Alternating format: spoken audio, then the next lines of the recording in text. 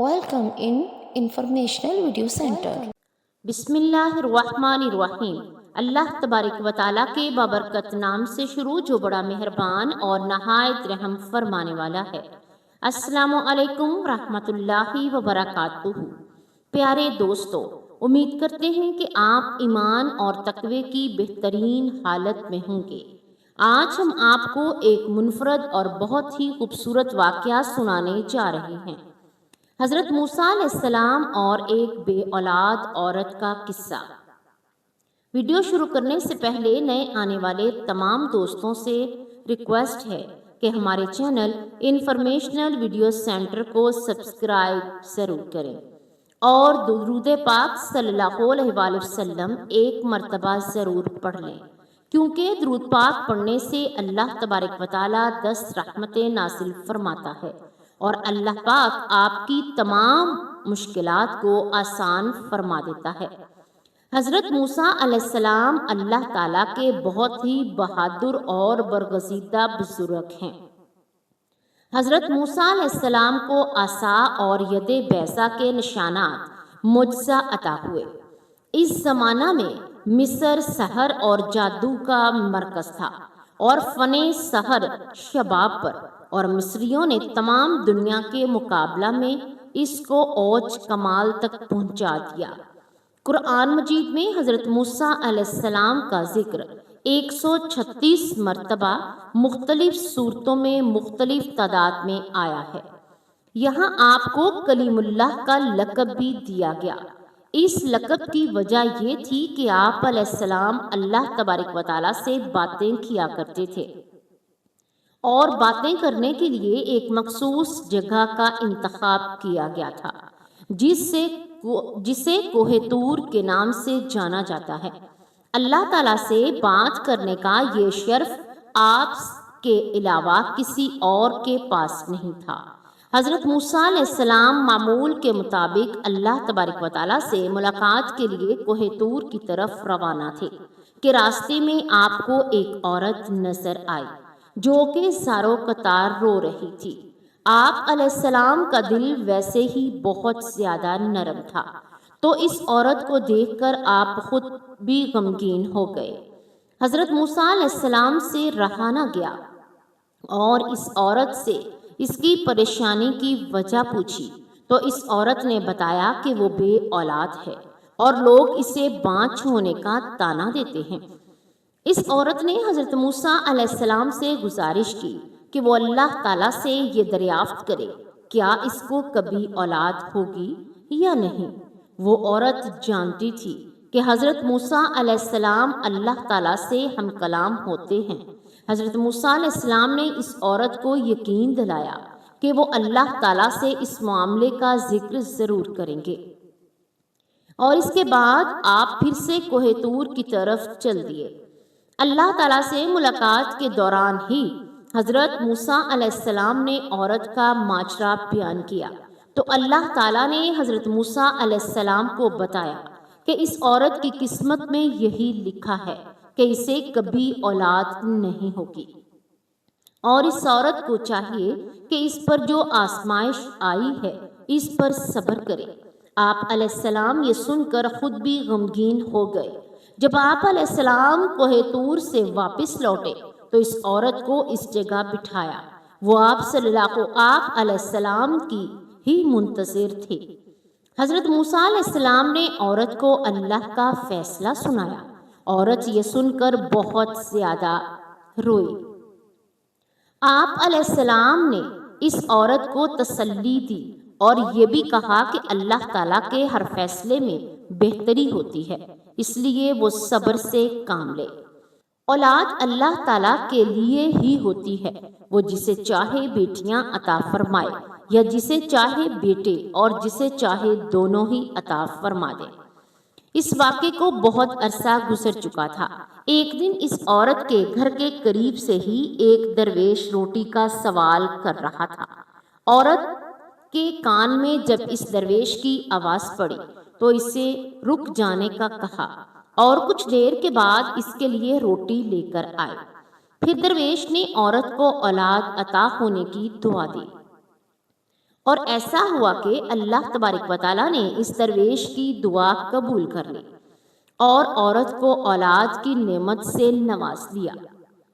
جب اس بات کی خبر حضرت موسیٰ علیہ السلام کے پاس پہنچی تو آپ علیہ السلام بہت حیران ہوئے، کیونکہ اللہ تعالیٰ نے تو انہیں بتایا تھا کہ اس عورت کی قسمت میں اولاد کا نہ ہونا ہی لکھا ہے، تو یہ کیسے ممکن ہوا؟ پھر جب حضرت موسیٰ علیہ السلام دوبارہ سے اللہ کے پاس کوہ طور پر گئے تو اس عورت کے معاملے کے بارے میں بھی دریافت کیا کہ جب میں نے آپ سے پوچھا تھا کہ اس عورت کو اولاد ہوگی یا نہیں، تو اے میرے پروردگار، آپ نے فرمایا تھا کہ اولاد اس کے مقدر میں نہیں ہے، تو یہ کیسے ممکن ہوا؟ اللہ تبارک و تعالیٰ نے حضرت موسیٰ علیہ السلام کے سامنے ایک شرط رکھی اور آپ علیہ السلام کو انسانی گوشت لانے کا کہا۔ جب اللہ تعالیٰ انبیاء کرام اور صحابہ کرام کو کسی چیز کا حکم دیا کرتے تھے تو کوئی بھی اللہ تعالیٰ سے سوال نہیں کرتا تھا، اس لیے حضرت موسیٰ علیہ السلام نے بھی اللہ تعالیٰ کی اس شرط پر کوئی سوال نہ کیا اور اپنی بستی میں جا کر لوگوں کو اللہ تعالیٰ کا حکم سنایا۔ بستی کے لوگوں کو اللہ تعالیٰ کا حکم بہت عجیب لگا اور سب کے دلوں میں خوف بیٹھ گیا کہ کہیں یہاں خون ریزی نہ ہونے لگے۔ جب کوئی بھی اپنا گوشت دینے پر راضی نہ ہوا تو حضرت موسیٰ علیہ السلام مایوس ہو کر خالی پلیٹ لیے اللہ تعالیٰ کے پاس کوہ طور پر جانے لگے۔ حضرت موسیٰ علیہ السلام کوہ طور کی طرف روانہ ہی تھے کہ راستے میں ان کو ایک درویش بیٹھا نظر آیا۔ اس درویش کی آنکھیں بند تھیں اور چہرہ آسمان کی طرف اٹھا ہوا تھا۔ اس درویش کی زبان پر بس اللہ اللہ اللہ کا کلمہ جاری تھا۔ حضرت موسیٰ علیہ السلام نے اس درویش کے پاس گئے اور اسے اللہ تعالیٰ کا حکم سنایا۔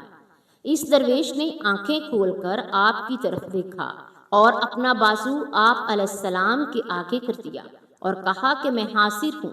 اس درویش نے حضرت موسیٰ علیہ السلام سے چھری لی اور اپنے بازو سے گوشت کاٹ کر پلیٹ میں رکھ دیا۔ آپ علیہ السلام اپنی منزل کی جانب روانہ ہو گئے۔ آپ علیہ السلام ابھی کچھ دور ہی گئے تھے کہ اس درویش نے آپ کو پکارا اور کہا کہ ہو سکتا ہے کہ اللہ تعالیٰ نے گردن کا گوشت مانگا ہو۔ اس نے اپنی گردن سے گوشت کاٹ کر آپ علیہ السلام کی پلیٹ میں رکھ دیا۔ حضرت موسیٰ علیہ السلام نے پھر سے کوہ طور کی طرف قدم بڑھا دیے۔ اس درویش نے آپ کو پھر سے روک لیا اور کہا کہ ہو سکتا ہے اللہ تبارک و تعالیٰ نے سینے کا گوشت کہا ہو، اور اس نے اپنے سینے کا بھی گوشت کاٹ کر پلیٹ میں رکھ دیا۔ اس کے بعد اس نے اپنے جسم کے مختلف حصوں کا گوشت کاٹ کر پلیٹ میں رکھا۔ حضرت موسیٰ علیہ السلام اس گوشت سے بھری پلیٹ کو لے کر کوہ طور پر اللہ تبارک و تعالیٰ کے سامنے پیش کر دیا۔ اللہ تعالیٰ نے حضرت موسیٰ علیہ السلام سے پوچھا، یہ گوشت کس سے لائے ہو؟ تو حضرت موسیٰ علیہ السلام نے سارا قصہ بیان کر دیا۔ اللہ تبارک و تعالیٰ نے فرمایا، اے موسیٰ، میرے بندے کا مجھ سے عشق ہے اور اس عشق کی حد دیکھو کہ اس نے اپنی تکلیف کا بھی نہیں سوچا، بلکہ میری رضا اور خوشی کی خاطر اپنے جسم کی بوٹیاں کاٹ کر تمہارے سامنے پیش کر دے۔ اے موسیٰ، اب مجھے بتاؤ کہ تم خود کہ جو میرا بندہ میرے عشق میں خود سے بھی بے پرواہ ہو، اور جب مجھ سے کوئی سوال کرے تو میں اس کی دعا قبول کیوں نہ کروں؟